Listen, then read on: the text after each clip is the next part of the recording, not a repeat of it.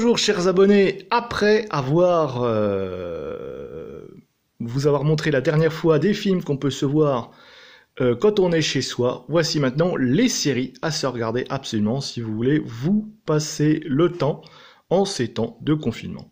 Première chose, moi ce que je vais me revoir, c'est la première série, c'est toute l'intégrale des X-Files. Vous savez, la fameuse série culte des années 90 et qui s'est terminée en 2002, avant de reprendre pour une ultime et dernière saison en 2015, je crois, ou par là. Bah, bref, peu importe s'ils n'en ont pas fait d'autres, parce que bon, on reprend après.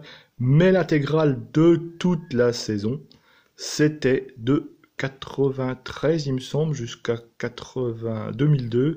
Il y a eu 9 saisons. Ça, c'est la première saison, la première saison que j'ai. Il y en a eu 9 en tout, plus la 10e, etc. Mais les 10 premières saisons, celle-là, c'est la meilleure saison. Vous voyez, il y a des épisodes. Alors, je peux pas faire. Bon, peu importe. Ça va vous donner, c'est sur le mystère, les complots, des histoires de virus, des histoires d'extraterrestres surtout, les X-Files, la zone 51.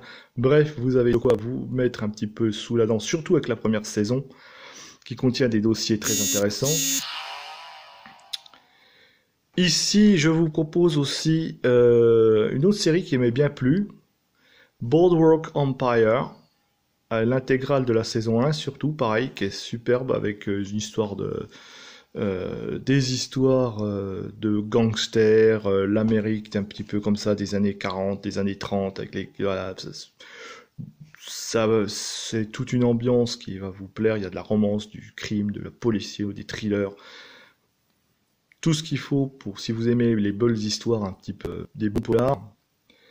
Bien sûr, les contes de la crypte, ça on les présente plus. Vous savez, les fameux, la série culte d'M6, dans les Jeudis de l'Angoisse, Le Gardien de la Crypte, avec ceux qui ont produit, il y a eu Danny Glover, enfin, il y a eu Richard Donner, Danny Glover, Robert Zemeckis, il y a eu des grands noms qui ont signé un petit peu la production de cette série. Bon, c'est des grands noms, on retrouve à tête d'affiche des gens comme Timothy Dalton, comme l'autre là qui jouait dans Sister Act, je sais plus son nom, peu importe.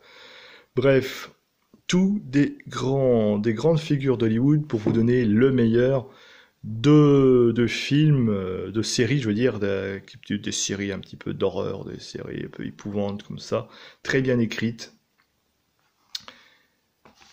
Ça aussi, j'aime bien ça. Ça j'aime bien, surtout la première saison, c'était l'intégrale de la saison de Son of Anarchy.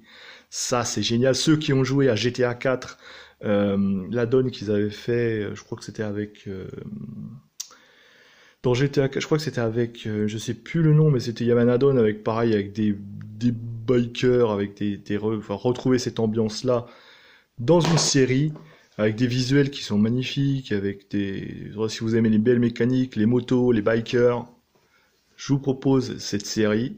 Bien sûr, la Stargate 1, malheureusement, moi j'ai que la saison 2, mais bon, pour moi c'est la meilleure série quand il y avait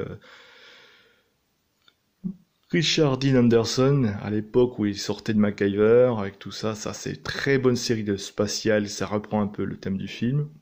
Et puis vous mettez aussi quelques films français, pourquoi pas profiter pour se refaire un petit peu l'intégrale des Belmondo. Hold Up, avec le braquage, Le Professionnel, meilleur film, avec Belmondo, cette fin exceptionnelle, voilà, le sacrifice au nom de la raison d'État, bref, n'importe. Le Marginal. Bon, c'est un film qui cogne un peu plus, mais qui est pas mal aussi, avec le Belmondo en mode flic américain qui démantèle un réseau de drogue à lui tout seul. Le Solitaire, une histoire de vengeance surtout, parce qu'il veut venger la mort de son ami flic, enfin, c'est pas mal aussi. L'Alpagueur, qui est très bon, avec un scénario écrit par Philippe Labro, réalisé, et le scénario, enfin, il a tout fait. Et voilà, c'est un très bon film avec un Bruno Kremer dans le rôle d'un méchant qui est exceptionnel. Grand duel. Peur sur la ville, très bon. Les Morphalous, si vous aimez un petit peu les films de guerre à la française, avec des légionnaires. L'affaire Stavisky, qui est très bien aussi, que je vous conseille. Bien sûr, et après les films je dirais pas les plus popcorn, mais les plus un petit peu enfin moitié aventure, moitié comique de Belmondo, Le Guignolo. Ah, Flic ou Voyou, j'avais oublié aussi celui-là, avec les dialogues de Michel Audiard, très bon, très intéressant. Le Magnifique, si vous avez aimé OSS 117, vous allez aimer Le Magnifique, puisque même de Jean Dujardin a dit s'être inspiré par ce film pour faire son personnage d'OSS 117. Donc vous allez retrouver des choses qui vont vous rappeler un petit peu cette ambiance. L'incorrigible, et puis enfin l'incorrigible bien sûr avec El Mondo. Bref, de quoi encore rester quelques temps chez vous à regarder des films. À bientôt les amis, et au plaisir.